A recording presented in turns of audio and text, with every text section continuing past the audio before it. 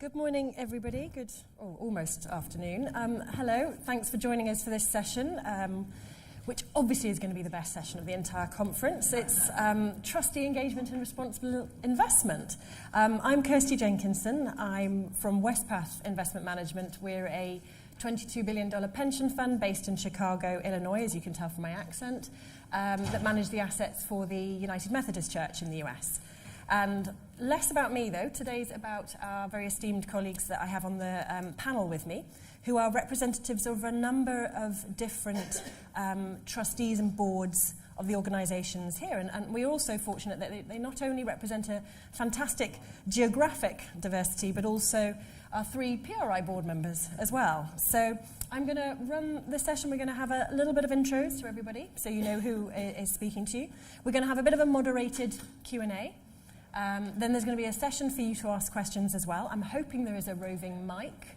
There is. Good, thank you. And then we'll just have a couple of takeaways, and we're all going to wrap that up in 56 minutes, as it tells me there. So first up, let me introduce the panel. At the end here is Marcel Barros from Previ in Brazil. Bem-vindo, Marcel.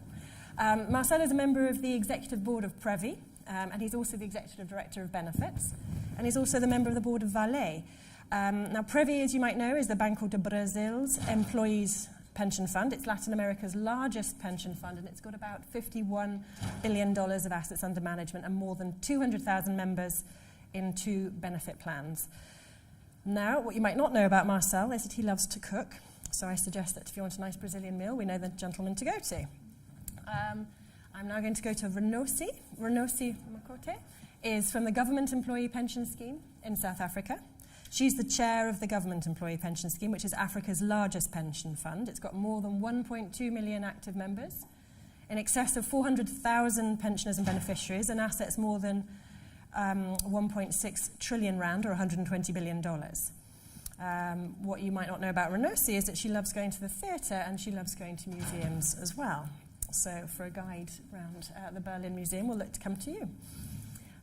Next I have Rita. Rita Mallia is with the Construction and Buildings Union Superannuation Fund, CBUS, in Australia.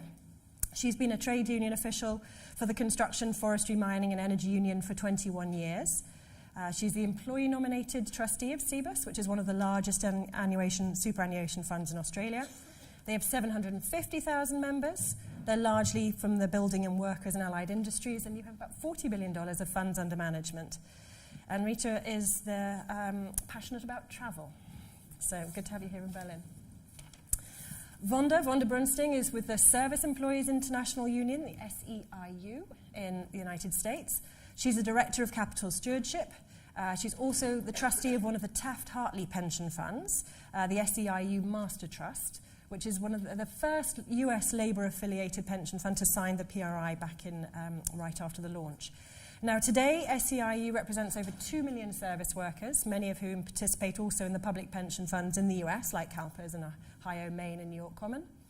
And in addition, many of the property service and healthcare members also have their retirement savings in the Taft-Hartley funds, like the ones where Vonda is a trustee. Vonda is an avid biker. She commutes, as you can imagine, might be slightly hairy, going from Brooklyn to Manhattan and back every day. And her goal is to make Manhattan a car-free borough. So we look forward to supporting her and all cycling with her on those trips. Exactly. Well, yeah, don't leave it too late. And finally, last but not least, Xander is from ABP in the Netherlands. Goedendag. Is that good enough? I'm trying to say hi. There we go. Not good enough. I'll not speak the rest in Dutch. Xander is a trustee of ABP. And ABP is the pension fund for people in the Netherlands working in government and education sectors, representing about 2.8 billion beneficiaries and assets worth more than $400 billion. And Xander's just recently returned from a camping trip to the US, but when I tried to push him and say, were there any interesting bears or anything, nope, just squirrels, but good enough. So that's our panel that we have in front of us today. Looking forward to a discussion with you all.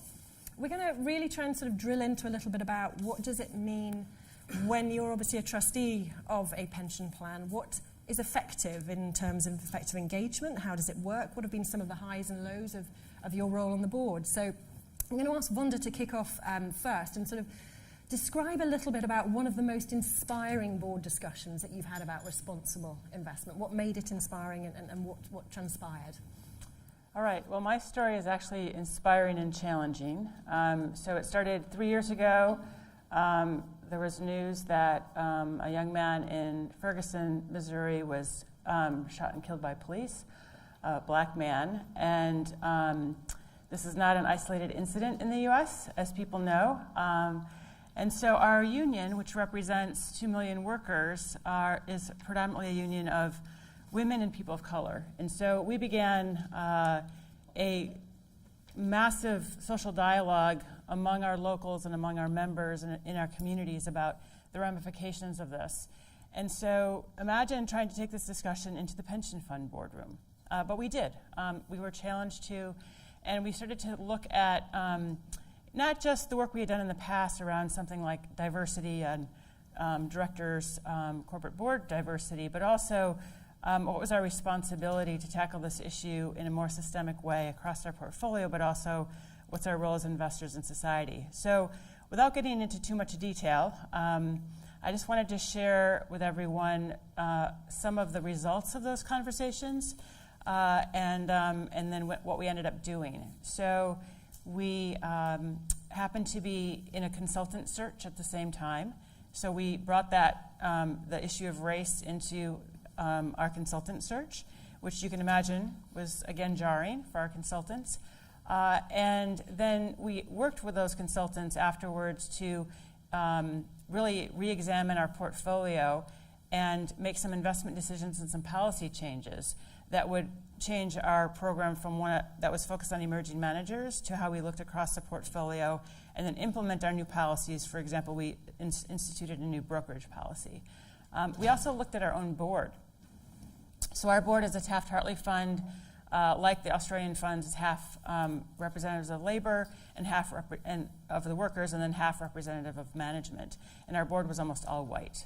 And so we had to take to heart how to change that dynamic. And after 2 or 3 years, because of retirements and people leaving, we were able to add 4 new directors to the board that are all people of color, and 2 of them are women. And that's on the labor side, those representing the employees. On the management side, it's still all white men. But, you know, maybe we'll lead by example and they can get there. We also took up the issue of diversity in our corporate governance program. We've been very active working in partnership with other investors on corporate board diversity, co-filing shareholder resolutions to get at this issue. And then we, through our dialogue with our consultants, realized that some of the barriers to us tackling this issue of diversity in our pension fund were presented by the lack of support we were getting from the consultant industry.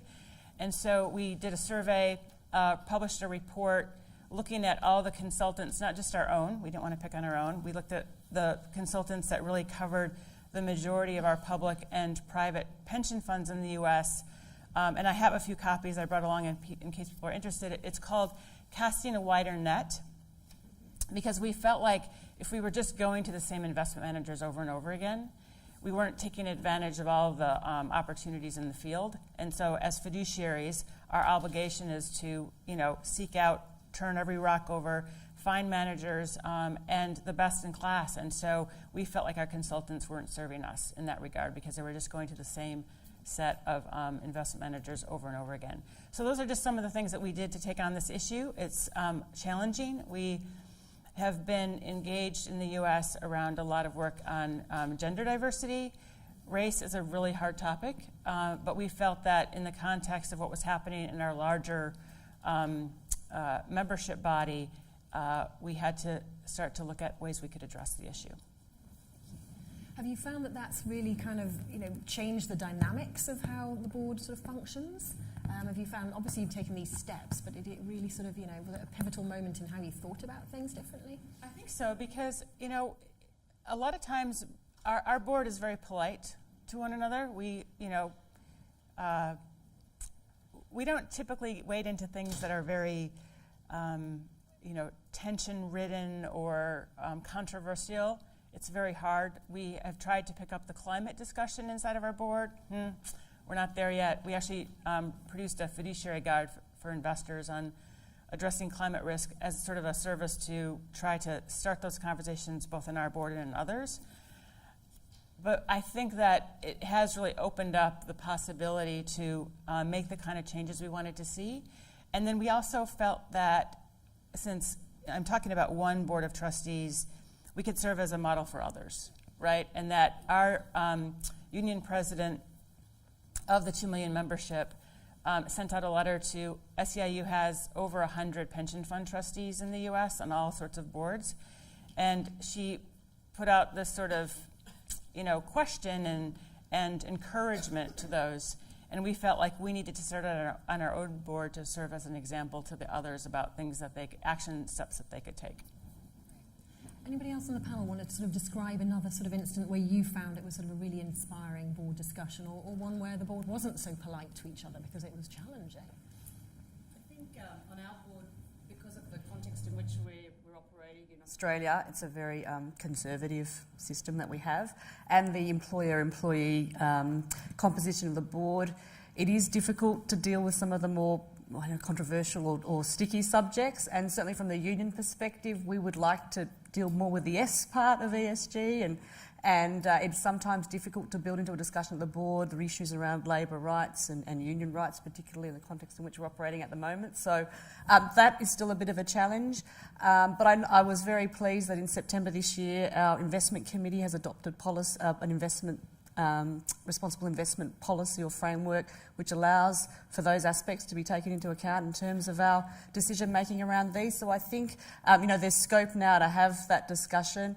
We've had in Australia a very conventional or very sort of restricted view of what our fiduciary obligations are. It's maximising returns and it's managing the risk, but even in our with our regulator, that's opening up, particularly around the issue of climate change. Climate change is a difficult discussion for us because our members come from the industries that, that produce a large amount of carbon emission, be they forestry workers, coal miners, or in construction. So we are debating this issue about just transition as well as dealing with our responsibilities globally in terms of climate change. So there are some sticky subjects that our board composition can make difficult to progress quickly.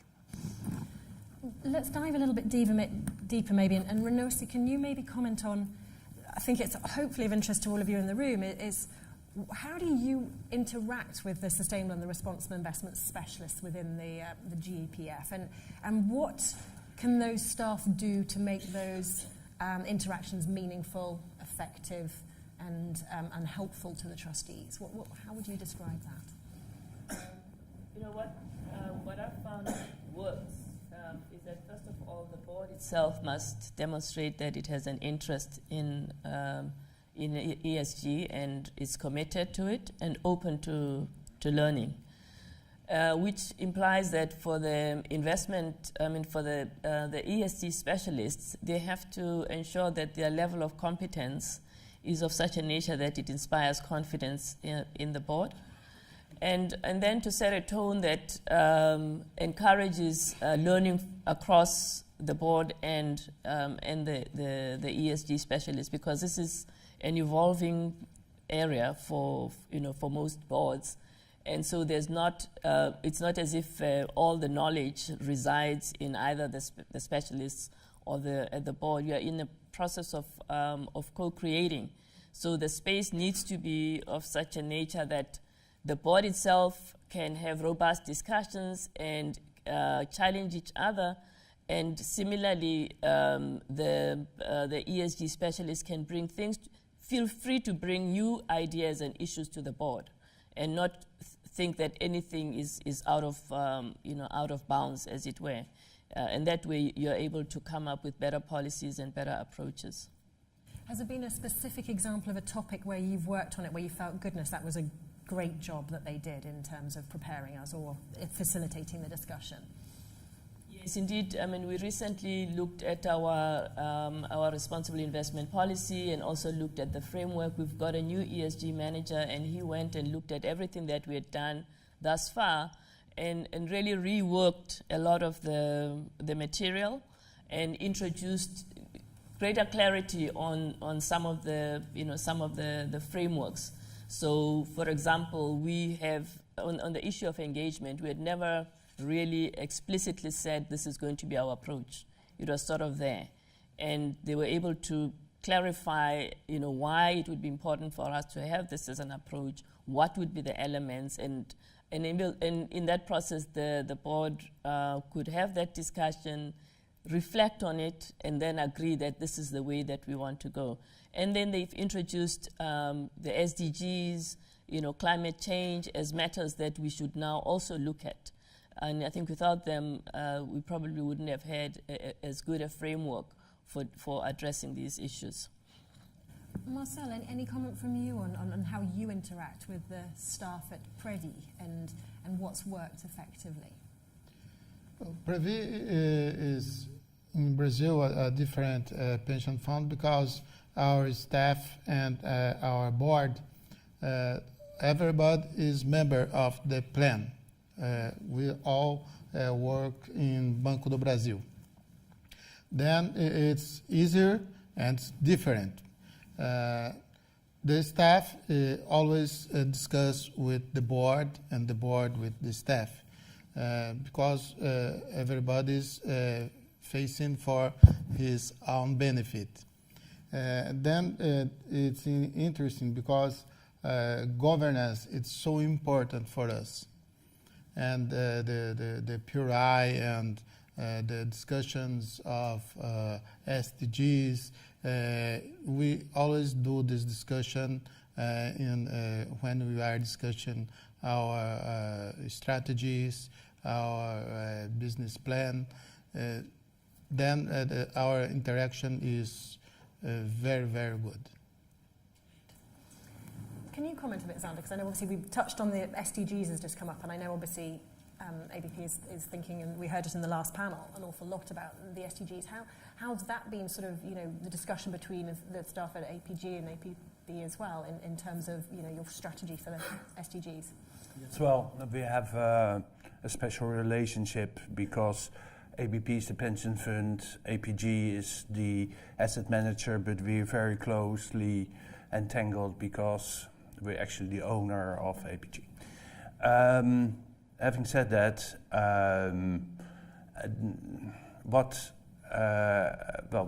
Jose in the panel discussion earlier today showed that APG and ABP have been working very hard on getting the SDGs investable.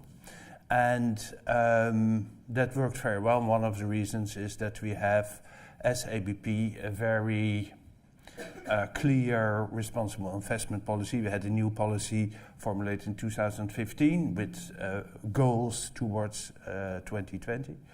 And what you see is that there is a very good cooperation between the responsible investment staff at APG and the board. The board has responsible investment people in our own executive. APG has now a fiduciary department where there's also ESG staff. So you have to manage things a little bit more. They're more complex than they used to be.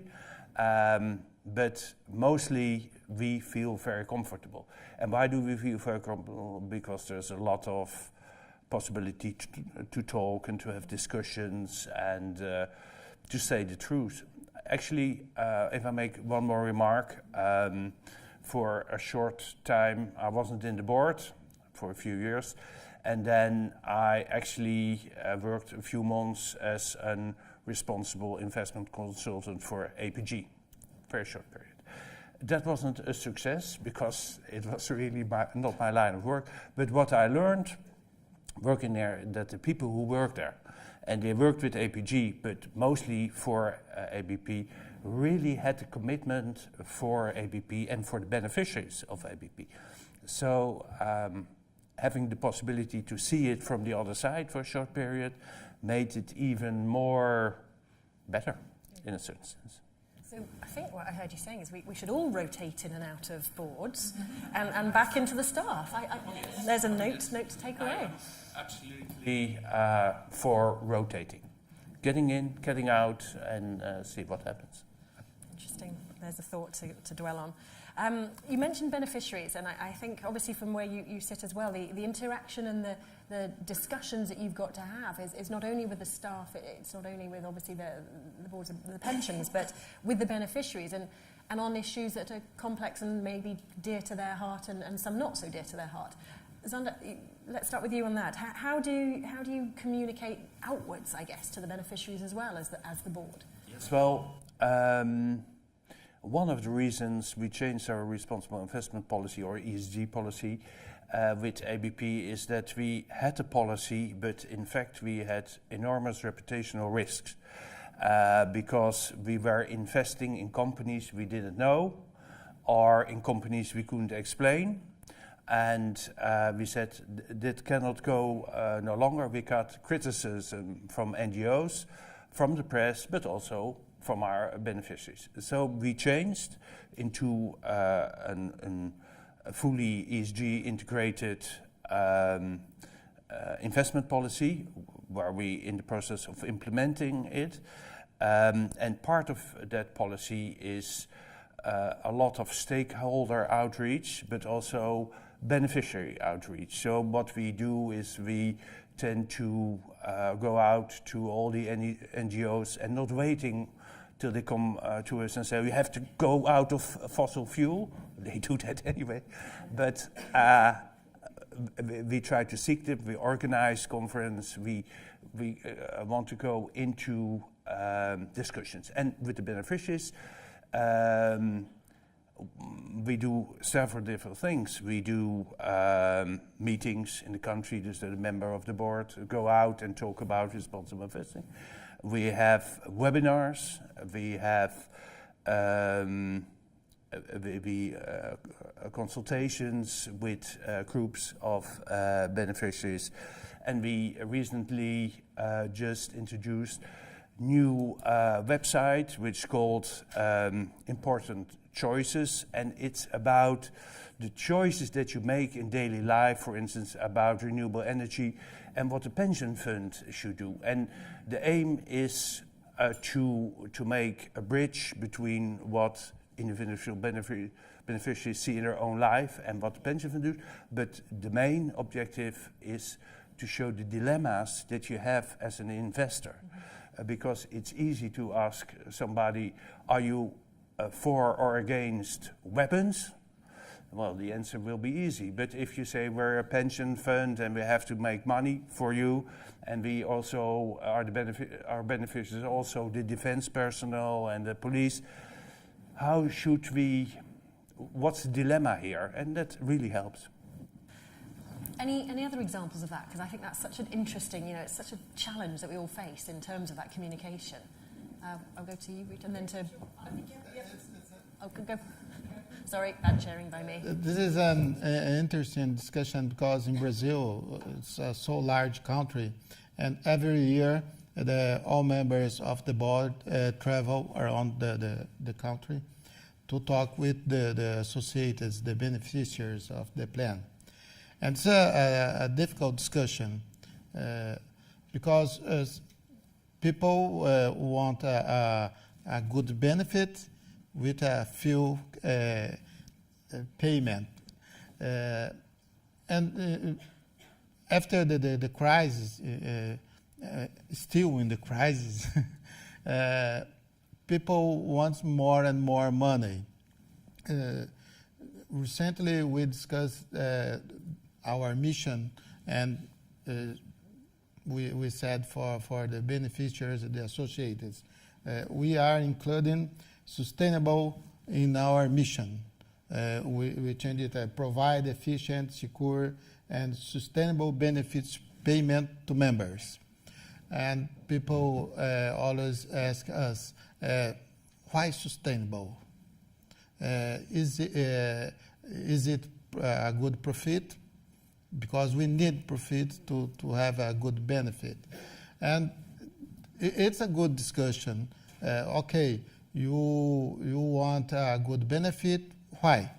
Because if around you people don't have good benefit, poor people, you don't have enough water, the pollution is big.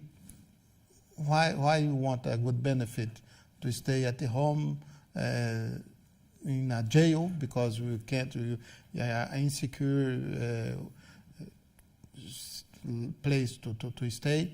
Then it's interesting how to communicate, how to defend the principles with the members, and it's a good challenge to do every day. As Xander, I usually, when I return Brazil, I will go to Belém in Pará. It's in the north region, so hot climate.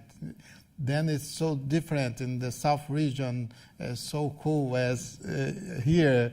It's good to do this, to discuss, and this is a phase of every day, how to communicate better with the members of the plan. Rita, I think you have something. Yeah, I just think it's really important we take our members on this journey with us. Our members are construction workers. Their accounts are rather small. They're in and out of employment, and there's a greater reliance in our country on superannuation being the way that people are going to meet their life going into retirement. But we've also been able to show them that this is possible to do at home. So we have CBUS Properties, which is a development company. It invests in green buildings. It has created 70,000 jobs over its existence in the construction industry. It's safe workplaces. It's contractor compliant. So that's a small example of how our fund has at home been able to put these things into practice before we even realised that's what actually we were doing. So it's helped sort of develop our thinking. And it is workers' money, but workers, also want a prosperous world. They want their children, their grandchildren. I know construction workers are always thinking about their kids and their grandkids, and they don't want maximum returns at the expense of a prosperous future for everybody. So I think that we can engage with people better and tell these stories in a way that brings them along with us. We probably need to do more of that in CBUS, really, but we are building towards that, and with social media and other things, you can get the message out to members fairly cost effectively as well, because I think that's really important if some of this stuff is really going to succeed long term. Yeah, I mean, what we are picking up now as a GEPF is that what we've been communicating to our members is not necessarily what the members, only what the members want to know. So of late, we are getting a lot of letters from the unions wanting to know how we make our decisions. They are concerned that we should not invest, for example, in state-owned enterprises that are not performing well. They want to know why it is that we can't use their funds to help them with taking their kids to university, building affordable houses. So all of these things are new in terms of the members communicating to us and asking these questions directly. We've been doing some of those things, but even when it comes to affordable housing, they're challenging the model that we are pursuing and saying, no, it's not actually working for us. So that creates scope for greater discussion and for us to refine what we do, and also to explain better and communicate more the social impact that we are having, and the sort of the governance, the soundness of the governance processes that that we pursue, so that there isn't any ambiguity amongst them as to whether or not we're doing the right thing, and whether or not our framework is helpful, not just for making for returns, but for having a broader societal impact. I agree. It's very important, and we're responsible for communicating with the beneficiaries, and they also communicate with us. But I was also thinking, as people were speaking, about how interesting it would be if all of our service providers also were in touch with our beneficiaries or had some context where they understood their lives. And so I was reminded of this program we have at SEIU, where we are very active in the political process in the United States. And when a candidate for elected office comes to us to ask for our endorsement, we require them to do something that we call walk a day in our shoes. So you actually have to go with a worker and spend the day with them. And I thought, wouldn't it be interesting if all of our service providers, our asset managers, had to spend a day with one of our beneficiaries, either an active member or a retiree, to just understand what it means for them to work in the hospital, be caring for elderly in their home, be a janitor in a building that we might own. And so I think that's a disconnect that I experience, but just sort of a further extension of the recognition on our part that we're working on behalf of these workers, and then all of you are as well. I'm going to segue. I've got lots more questions here, but I'm eager to hear if there are any questions from the floor, and then I can always go back to mine, I know. So a lady over there, please. There's a mic hopefully coming to you in a minute. Shout. If you could introduce yourself as well, that would be lovely. So I just had a question about, because I'm Sharon Hendricks, I'm the Vice Chair of the California State Teachers Retirement System. So this issue around communication with stakeholders and beneficiaries is a really live one for us, and figuring out how to do that effectively.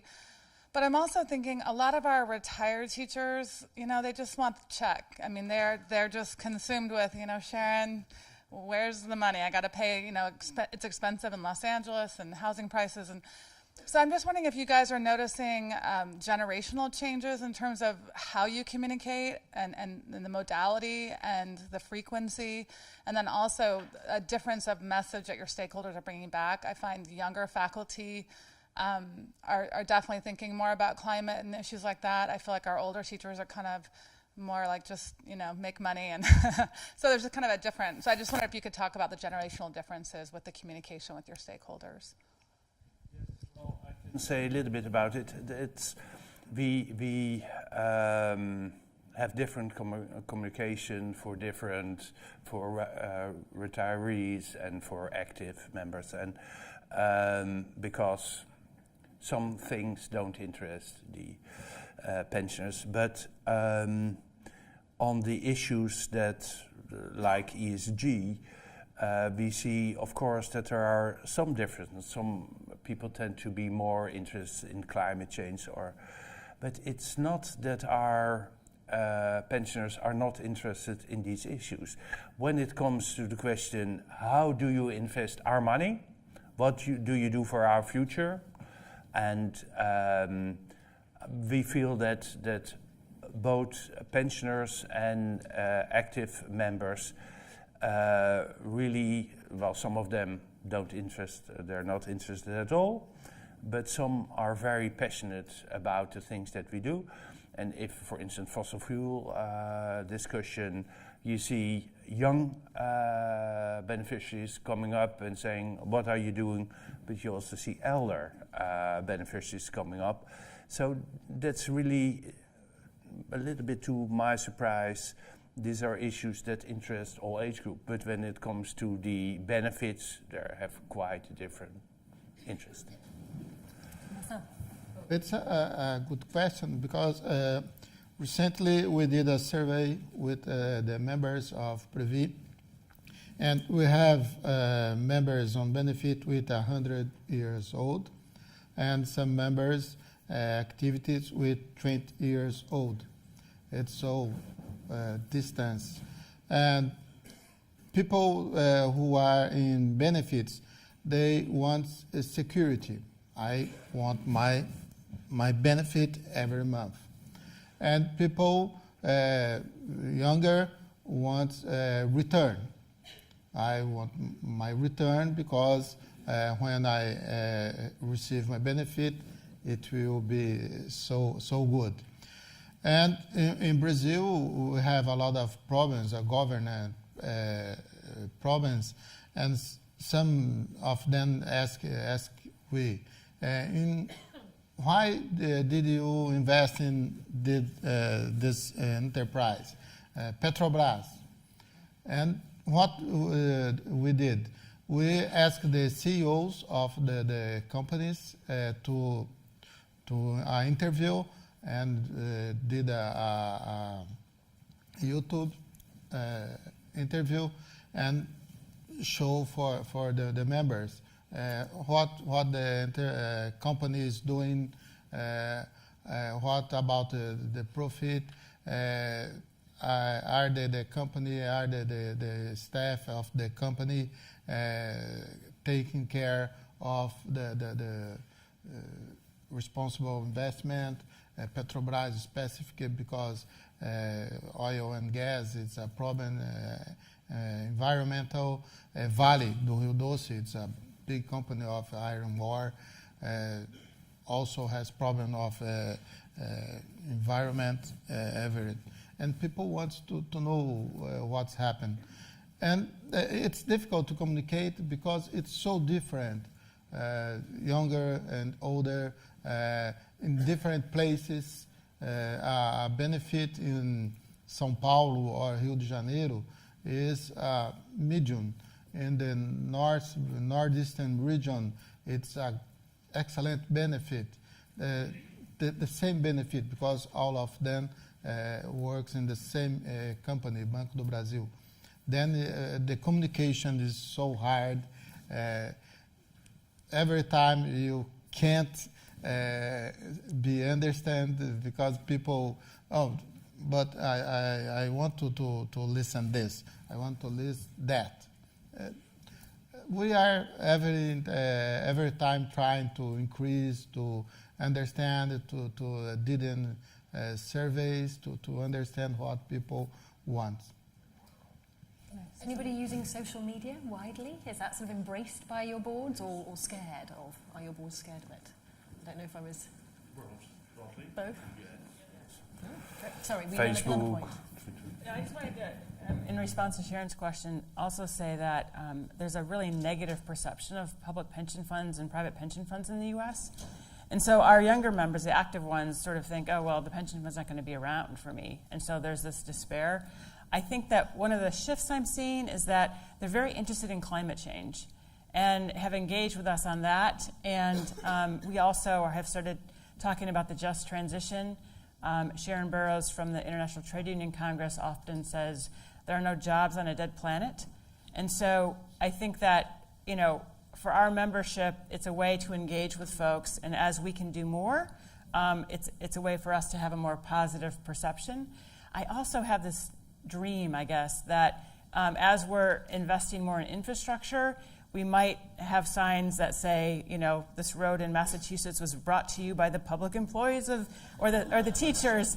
And just because I feel like this negative perception doesn't help us, and it's really kind of a political discussion that's happening, but I'm hopeful that the current membership doesn't look at our pension fund with, you know, despair, but really sort of finds hope in what we might be able to do. Any other questions? There's a gentleman there, please. And please introduce. Yeah, hi, Alex Strutt from PEMCO. Just two quick questions. It's very interesting when you cite beneficiaries. How do you, to understand, when you react to beneficiaries, you react to an activist voice or you have a way of measuring consensus? What does that mean when beneficiaries are talking to you? And the second thing is, how do you solicit? How do you solicit a consensus? A question about social media. And I think there's last observation about tagging ownership of impact, if you will. The state of Massachusetts has brought you that road. I think we believe at PEMCO that SDGs is a credible enough framework to start providing a social attribution in addition to financial performance. But the two questions before. So who wants to take the first one about maybe who do you respond to? Is it the loudest voices, which might be the activists? But how do you know if they represent consensus or what isn't consensus? Renosi. Yeah, I mean, obviously you always have groups that have the loudest voice that will organize themselves. For me, what is important is that you must respond to them. Because if you don't respond to them, what seems like a small group can expand and your problem becomes more complicated. So we know that there are a few groups that are very active, but we look at what it is that they are raising. Is it a valid, concern? And either way, we have to respond to them. And then depending on the nature of the issue, we might escalate that response to be a wider response than just to those, to those few people. Our experience also is that particularly the pensioners feel very vulnerable. So when you hear one voice from a pensioner, you have to take into account that there are many more that might be feeling that way, but are just simply silent, and it's just that one. So the vulnerability of the pensioners means to me that we have to be responsive, to them. What we're also seeing, as I said earlier, is that the social issues are becoming more prominent amongst our members. But that's also because we're not communicating enough to them about what we're actually doing and the sort of benefits that are accruing to them, or the spillover benefits that are accruing to them as a consequence of what the pension fund is investing in. I think we've had a bit of a different approach, sort of situation in Australia. Most people are apathetic about their superannuation accounts. Money goes in that their employer hopefully puts in. If they've got a collective agreement, it's determined by the industrial parties. So there's a massive disengagement with their superannuation until they get to that retirement age where they're starting to think about, more securely, positioning their money to provide them with a nice living after they've finished work. So for us, I think the fund has had to be proactive on many issues to engage with our members, see what is important to them from either service perspective or policy perspective, because largely, in Australia, people are more concerned with their day-to-day things than their superannuation. We are trying to engage with the younger generation. So we have taken a Facebook, we have taken a Twitter, we have an app that people can upload, and hopefully we'll develop that further so they can see how their super is growing, what it looks like into the future, why we have a massive problem with employers not providing and not putting in the contributions in the first place in the construction industry. So we're hoping to use some of those tools to deal with the massive amount of non-compliance. So it's a funny environment which we find ourselves in. We don't get a lot of people banging the door at CBUS saying let's save the world and make the climate a better place. It's just not the way kind of Australians work. What about the second point to the question, which I think was about how do we better associate impact of the funds with real life sort of outcomes? I think if I captured that correctly, the question was... I understood it a little bit differently, because I heard you say that, or put the question, is adherence to the SDG enough to get the social issues on the table? That's how I understood it. If that wasn't the question, I still would like to answer it. It's your prerogative. Because, I'm also a member of the board of PRI, and we have quite a discussion also with the union side about the S and ESG. How do you, in the responsible investment or ESG investment, get the S more on the table? And the board has in the blueprint for responsible investment said that getting the SDGs on the table is also a way to get social issues on the table. And that's one of the reasons why I think it's important that we also as a sector bring the issues about SDG on the table towards our beneficiaries, because it can really help to realize that yes, climate is important, no jobs on a dead planet, but that the role of human rights, the role of labor rights is important if you look at responsible investing. I think we hopefully answered your questions there. Who else have I got? A gentleman at the back there with the red tie.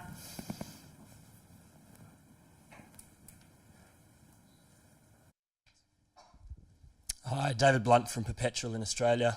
My question for the boards is around how they decide on what responsible investment priorities they have. We heard this morning there's 17 Sustainable Development Goals and 169 underlying drivers of those. How do you choose where your priorities lie for those? Who wants to go first with that one?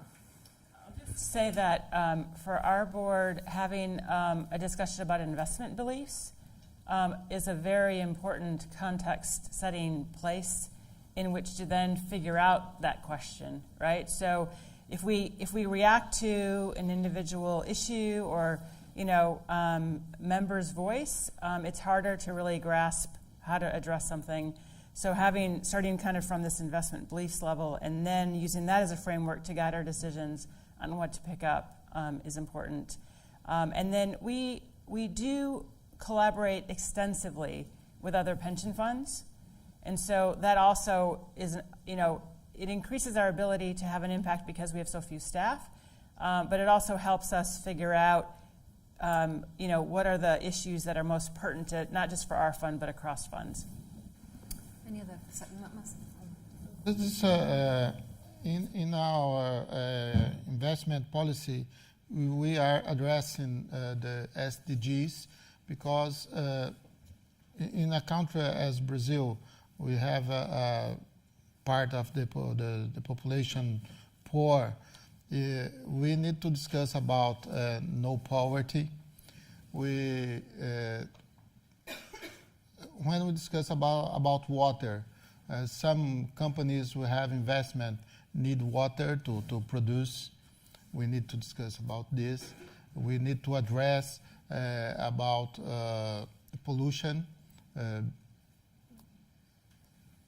When we see the goals of the millennium, all of them is important for us in Brazil. Then we must address it in our policy investment, discuss with members, with the staff. The staff prepare the policy, and we discuss in the board with the council too. And when we travel around the Brazil, we talk with the members. It's important for you. You need to know about this. It's important for your life, for your sons, for your grandsons. What kind of earth we want to let for the next generation? This is the point. Because return, okay, we need return to pay a good benefit. But if you don't have the planet in next time, why you want a benefit? This is the question. Our responsible investment policy has very much been influenced by our development needs, particularly post 1994 when South Africa became a fully fledged democracy. So we looked at how is it that we can use the funding to impact on the areas that the country is lagging behind on. So we look at social infrastructure, particularly housing, health, and education. We look at economic infrastructure, water, transportation, energy, and so forth. We've been very instrumental in driving the renewable energy investments over the past couple of years. We look at small and medium enterprises, supporting small and medium enterprises, again, in order to create jobs and to make sure that our investments touch all sectors of the economy. And then we've prioritized certain sectors such as agriculture. And so we look at the economy and on the basis of where we feel the investment will have the biggest impact is what we focus on. We also have in South Africa a Black economic empowerment policy, which encourages, which is mainly designed to ensure that South Africa's economy is more inclusive. And so we target also the types of projects and investments that facilitate the greater participation of Black people in the economy. And on all of those investments, because they are primarily in the unlisted space, we require that our asset manager, when they report, they demonstrate to us what the social impact is, how they are impacting on governance and also impacting on environmental issues. So in a sense, that negative history that we have had has also helped to focus our minds on what is important for us to do. Okay. We've got about 7 minutes and 57 seconds left. So have we got any final questions in the room? And if you want, I'll take a couple, if there are a couple. So gentleman over there, anyone? You can be our last one. If not, I would like to ask a question before. About priorities. Go for that then. Because the question was, what are your priorities in the SDGs? ABP set in 2015 an agenda for 2020, and we made some very specific targets. One was a reduction of our carbon footprint with 25%. We are on target, although the data are not always as reliable as we were hoping they will be. We said that we would invest 5 billion in renewable energy. We are far above a target, but we also said that we would double our high sustainable investments, which we redefined as sustainable development investments from 29 billion to 58 billion. So part of our investment in different investment classes is in investments that we feel support the Sustainable Development Goals. And we are actually a little bit above target. And the truth is, not every Sustainable Development Goal is investable. And even then, it tends to be very much in the area of climate change and green economy. And so there is really a question also for me with our own targets. Do we really get enough social dimension in our sustainable development investments? And that is a point for discussion within the investment committee and the board of ABP. But the moment you say, well, we're going to invest in the Sustainable Development Goals, I think you should look at investment opportunities where you can find investments that fit your criteria of return, risk, ESG, and cost. Xander, thanks for adding that. Gentleman over there, final question. Daniel Ingram at Wilshire Associates. Thank you very much for the panel. Interested, perhaps from the trustees, to hear a little bit more about sort of time allocation. I guess sort of, we're hearing such a wide range of issues. There's clearly a lot of diversity of thought and sort of skills on these trustee boards. And so with a number of people sitting around the table, how do you sort of allocate time efficiently to all the priority issues without getting perhaps overly bogged down with the more reactive things where you're firefighting, but try and concentrate more on the sort of strategic elements of ESG integration into asset allocation? So do you keep this very much at the trustee board level discussion, filter it down to the investment committee, have a subset committee? How efficient do you find that decision making? I'm glad you asked that question. Because from a trustee perspective, we're all very time poor. Most of us are running our own organisations as well as being, representatives of our members on these boards. So I think if the people internally, with CBUS, we've now been able to internalise a lot of this. So we've got a good team of investment and responsible investment people. So being able to get timely information in an amount that we can consume and be able to use to make good decisions on behalf of our members is really important. I think trying to embed this more in all of our decisions rather than it just being sort of another thing you've got to add on, another thing you've got to look into, I think would help us to come to good decisions that involve taking into account these very important ESG considerations. Then I think what we've done is we've largely left it to our investment committee in a lot of ways, and that's worked in developing our framework. So we have a set of principles now which will come to the board, which we can all start to work towards. But I think we need to really broaden it out to our other subcommittees and make ESG just a part of another of the considerations you have to take into account when you're assessing the risk or assessing the opportunity of any particular project or investment. But we don't want to add another bit of information. We don't have 100 pages on our already 500-page board papers. Like, we've got to have this stuff accessible. It's got to be relatively understandable. A lot of people on boards come from the workplace. They're not technicians. They're not investment managers. They're not lawyers. Some of us are, but they're ordinary workers who are charged with making these very important decisions. So making it as accessible as possible is really important. That's a great piece of advice. Any other bits of advice on that note of time, saving time, or how do you manage time? Can I say a little bit? Oh, sorry. Can I say a little bit? Because we as a board spend a lot of time on our responsible investment ESG strategy.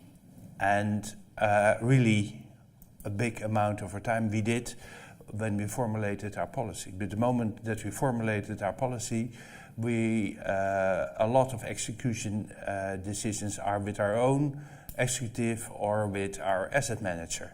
And if you have a clear policy and you have a professional relationship with your asset management, then the day-to-day business only comes up when there are real reputational risks for the fund. And otherwise, they handle it, and they handle it well, because they know what they have to do. Yeah, they know the rules. Yeah, the only thing I'd like to add to what my colleagues have said is that we also spend a lot of time on board training and board education. So the committees can decide for themselves what do they want to do a deep dive on to support their decision making, and similarly the board. So between that and then, because that then enables the committees to work more efficiently and to bring things to the board that have been well processed, thus limiting the amount of time that you have to spend rehashing a lot of things. So if your committees work well and your teams are working well, we also have our executive has a forum between us as an asset owner and the PIC as the main asset manager. And so that helps also to clarify a lot of things and makes the board run smoothly. We're almost out of time, but I'm going to ask each of you just provide one final sort of concluding thought, sentence, advice for people in the room who we work together with you on effective sort of board engagement. I think we touched on it a little bit with timeliness, but if I could get any other sort of nuggets that you'd like to send the audience off with to lunch, please share. Go on, Marcel. Put you on the spot. No, I think it's so important we discuss the ESG, SDG, and every time face the problems. Renosi was talking about the decision in her board. It's the same in our board. A question how to do consensus. There are no consensus. This is the good thing to know. We need to discuss. We need to understand what the other one wants, and this is the good thing to do. There are no consensus. This is the good thing we know, because it's because of this we can grow, we can discuss and take good decisions every time. Just that responsible investment is an ever-evolving and complex issue, and so you have to really be open to learning and being informed. The second point that I would like to emphasize is just learning from your peers. We do a lot of that as well, where we will call in other pension funds when we're discussing a particular issue. It's a very quick way to figure out what's going on and to learn. Finally, identify the low-hanging fruit so that you have success, and that creates credibility and helps you build experience at what you need to do. I think from our Australian perspective, I think helping us to make the business case for sustainable and for the environmental social and governance responsibilities. And, you know, we can make the moral argument very easily, but it's taking those naysayers on board with us on the journey that want to see the business case of all of this. And I think that's where conferences like this, the work of the PRI, AXI and others, and the collaboration between asset managers and responsible investment experts help us at the end of the day make those arguments in a way that are credible, legitimate and take us forward. So there's a saying, it's very lonely at the top, and I think that for trustees, and not only myself, but the trustees that I work with across the United States, you might be the only woman, you might be the only person of color, you might be the only person that really is trying to drive a responsible investment strategy, and it's very hard. And so I, in addition to being on the board of one of our Taft-Hartleys, I sit on the investment committee of another one, and you know, when I raise my hand, I think the staff sigh. And then the chair of the board will say, okay, Vonda, make it short because we're waiting on lunch outside. And so you sort of, you know, you feel like you're up against, you know, a set of, I don't know if it's inertia or just like, let's just get through this so we can get on with our things. And I feel like stopping to try to take these issues into a discussion is not always very popular. So what I would say to other trustees in the room, as well as those of you who work with us, in addition to urging your patience in terms of why aren't you doing more on this agenda to understand that context, and then also I'll pick on David Wood, who's sitting here, just to raise your hand, David, because we work with David at the Harvard Kennedy School to run a trustee network, and so it's very nice, as Renosi said, to have peers who understand when you tell these stories, they nod their heads and say, we know exactly what that's like. So that's important. Yes, thank you. Well, I think Vonda said it all, but the title of this panel is Tone at the Top. And I'm a firm believer that if you want real ESG investment, you should start at the top of the investment chain, and that are the trustees. So it's very good that asset owners talk with each other, but it's even better when trustees talk with each other and get the support from the executive, from staff, because it can be lonely at the top, but it really is the ones who are directly responsible to the beneficiaries that you should help and should support when the message is, how do we get ESG investing? Thank you, panelists, and thank you, audience.